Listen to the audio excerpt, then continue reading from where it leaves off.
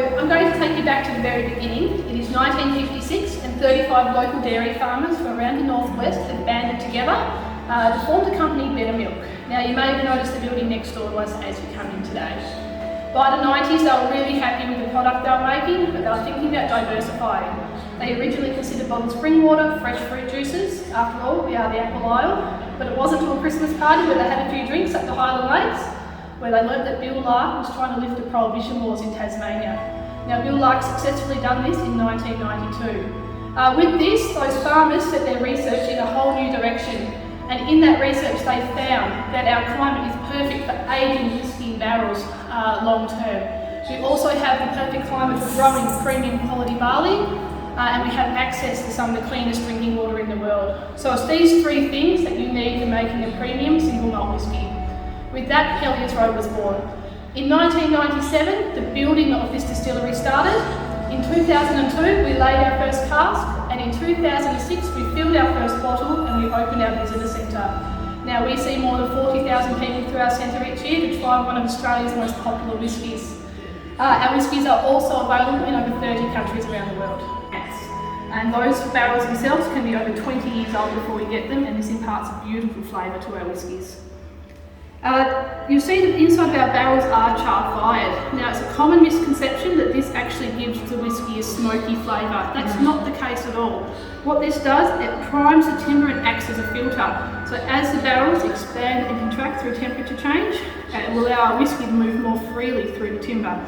You can see this line here is where the previous product has soaked through to. And that's what we're trying to achieve as well. So that is where all our colours and our flavours is going to come from. The barley we use is grown in the Midlands of Tasmania, so down near Kempton where you've come from. From there it is trucked through to the Joe White Malt Works in Devonport, just along the coast from us here, where the malting process happens.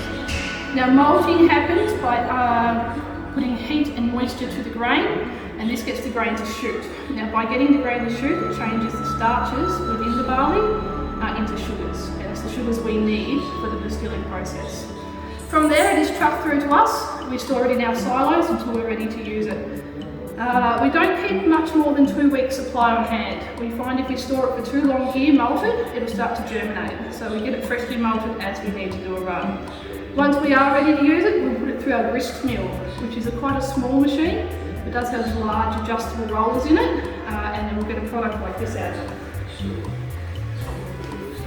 So this here is a combination of all three. So we have 10% flour, 70% kernel and 20% husk.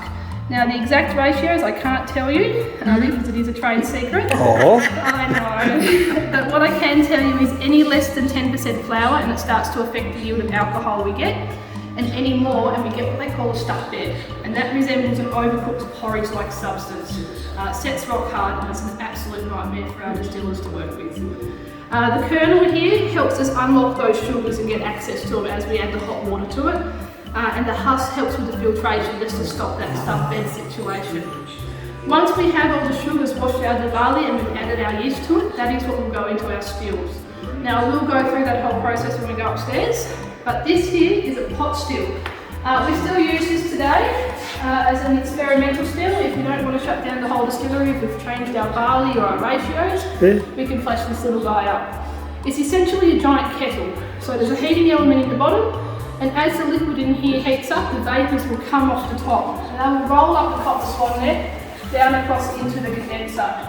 Inside the condenser here is a coil, and that is getting pumped with cold water, cooling those vapours back to a liquid form, which will drip out the front at around a 70% alcohol. Now you're welcome to smell this. Please don't drink it. It won't hurt you. It's not. Something like this with lavender. This new make spirit, we can't follow the whisky until it's spent at least 2 years in a barrel, and that's by Australian laws. So the new make spirit they offer for tastings and to purchase. We on average age our whisky for 3 times longer than nearly all other Australian distilleries, with an average of 12 years. So we focus on putting as much of this into our carefully selected casks as possible, rather than selling it. Here we have 2 of our new products. We're really excited, we've only just launched these in the last couple of months. We have our double cask, meaning it has spent time in 2 different casks. So it spent the first 5 years of its maturing in an ex-bourbon barrel, so that American white oak, before being finished in an aged European oak, the French Pinot Noir cask. And this one, the sherry matured. We can call it sherry because we get these casks all the way from Jerez in Spain. It has spent the entirety of its life, 7 years, in that cask. And get a beautiful sweet flavour in this one. And my favourite product, the whiskey cream. This took us 3 years to perfect this recipe. Because we use fresh cream in our product, we go back to our dairy farming heritage. We're really proud of that. Every time we added the whiskey to the cream, it split and curdled, and it really wasn't very desirable. It wasn't until we learned how to homogenise it, squish all those products together so it didn't split, that we ended up with this luxurious product. So how long will that last on the shelf? Around 2 years shelf life, and it doesn't need to go in the fridge. I keep mine in the fridge because I like it chilled. I love it in my morning coffee. And I also love an ice cream before bed. This helps you sleep, you know. So is the homogenising process the same as they do with the milk? Yeah, very much so. So we have 4 flavours. Our original, which is like a Baileys, but unlike Baileys, we use that fresh cream, not a skimmed milk powder. We have coffee, hazelnut, and salted caramel and Eurus Felice. The distillers at the time have been the best of the best that we've got. So this one is a 2016 Pinot. She was married this year, and I can tell you she was married because she's got beautiful white veils, white face on here. So in 2023, she got married for the first time. And marrying a cask is where we actually drop some water into it and bring that alcohol content down. Makes it much more approachable to the palate. Lets the flavours develop more and move more freely through the timber as well. And the C01 tells me that it was the first cask we married for the year as well. So it was this year, so 2023, her first marriage, first cask for the year. So this is the one we're going to be trying. And this one takes me straight back to Christmas Day. It's Christmas pudding all over. You get raisin, toast, sultanas, currants, and then that beautiful whiskey flavour through there as well. This one here, our 19-year-old, you can see starting on the right-hand side, there's a 3. So that's 2003. And the 310 is the day of the year, which equals the 6th of November. And then the 03 is the 3rd cask we filled for the day. Underneath that it says Franklin. So Franklin is the type of barley we're using at the time. Right now we're using one called Planet. We've changed it, and we have found that the Planet grain is very drought hardy, disease hardy, so the farmers like it, and we're getting a really good yield of alcohol from it as well, so we like it. Win-win. And then underneath you'll see that it says 54 kilos. And this is important. This is our tear weight of the empty barrel.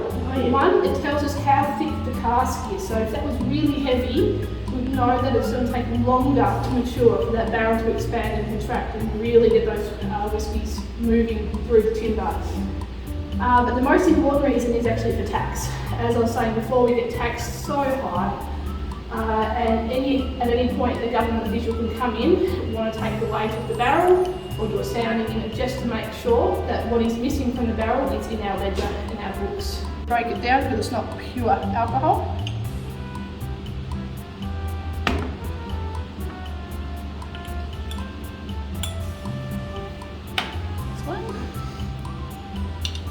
So this is the one that takes me to Christmas Day. I get a lot of sweet raisin toast, currant, sultanas through this one.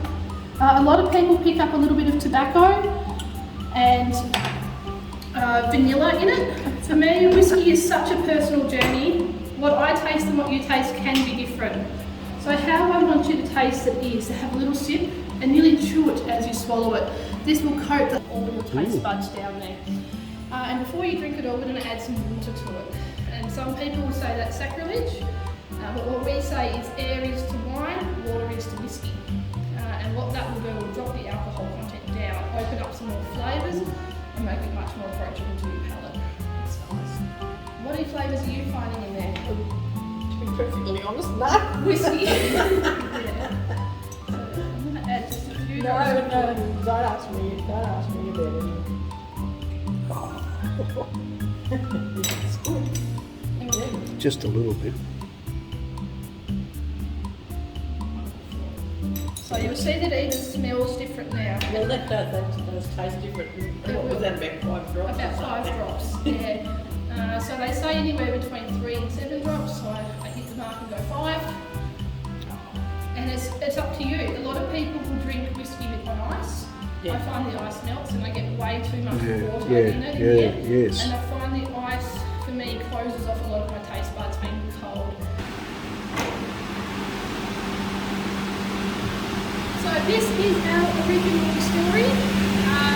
All these vessels that you can see in the Rated Vineyard, which is around 20 minutes long coast plus here, which is great. In Wynyard? In Wynyard, yeah. Oh, right. Except for the 2 silos over the back, we've got them Burnie and from Victoria. So if we move around the room in the circle, starting with the silos, that's where our grains get. And just underneath there, you see the big ram, and that's our grist mill. So all of that, we're going to take 5.5 tons of barley and put it through our grist mill and make it into our wash tub, which is that large vessel that's on its side. And right now it's getting filled with hot water. So I'm not quite sure if they're starting a batch or if they're actually cleaning it out from a batch. It smells like they're starting one. So we've got 5.5 tonne of barley in there. We're going to add 21,000 litres of hot water to it. And now we're going to wash that to make that porridge like slurry.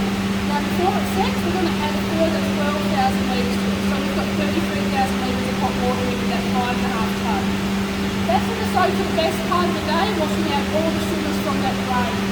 Once we're happy that we've got all those sugars, we're going to transfer that sugary wort into the wash back. The next vessel around, you can see the big blue hose coming off it. In there, we're going to have to actively cool it. It's gone into that vessel around 60 degrees, and we need to get it under 30 degrees so we can add in our distiller's yeast. If we add the yeast in too soon, it'll die. It has to be cool enough for that yeast to survive. So that will ferment 2 to 3 days, and at the end of that fermentation, we will end up with around an 8% beer product. So we're getting there. We're getting beer. So if we add a hops to it, it would be beer. Wow. So this is one of 3 of our bond stalls. It's our largest one. We like to think of them like the royal family. We don't keep them all together. Oh, yeah. So we do have another 2 stalls off-site, but we are filling up rapidly. Now, I called it a bond store, not a storeroom, and that's because we are in bond with the government, and that comes back to the tax we were talking about earlier. So if we were paying tax now, that would be called a storeroom, but we don't actually pay our tax until it's put in bottles off the premises, and then we've got 1 week to do it.